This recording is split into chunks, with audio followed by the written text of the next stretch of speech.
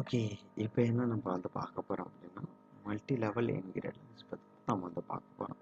So இந்த multi level இன்ஹெரிடன்ஸை பொறுத்தளவுக்கு ஒன்றுமே கிடையாது. இதுக்கு முன்னாடி பார்த்த மாதிரி தான். ஓகேங்களா? அண்ட் இதை பொறுத்த அளவுக்கு அதாவது ஒரு பேஸ் கிளாஸஸ் வந்து இருக்கும்.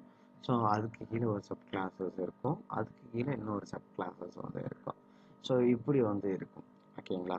ஸோ இதை பொறுத்தளவுக்கு இப்போ தாத்தா இருக்காங்க அப்படின்னா தாத்தாவோட சொத்து நம்ம அப்பா வந்து ஆக்சஸ் பண்ணியிருப்பாங்க. ஸோ நம்ம ஃபாதரோட சொத்துக்களை ப்ராப்பர்ட்டிஸை நம்ம வந்து ஆக்சஸ் பண்ணுறோம். அண்ட் நம்மளுக்கு வந்து நம்ம தாத்தாவோட சொத்தை ஆக்சஸ் பண்ணுறதுக்கும் நம்ம அப்பாவோட ப்ராப்பர்ட்டிஸை ஆக்சஸ் பண்ணுறதுக்கும் நம்மளுக்கு ரைட்ஸ் வந்து இருக்குது. பட் ஃபாதருக்கு வந்து நம்மளோட சொத்தை ஆக்சஸ் பண்ணுறதுக்கு ரைட்ஸ் வந்து இருக்காது. ஆனால் வந்து தாத்தாவோட சொத்து அப்பா வந்து யூஸ் பண்ணிக்கலாம். ஸோ அதே போல் தான் அந்த தாத்தாவுக்கு வந்து அப்பாவோட சொத்தை நம்மளோட சொத்தை ஆக்சஸ் பண்ணிக்க முடியாது. ஸோ இதுதான் வந்து கான்செப்ட். ஸோ இப்படி வச்சுக்கலாம். ஓகேங்களா? அதாவது பேஸ்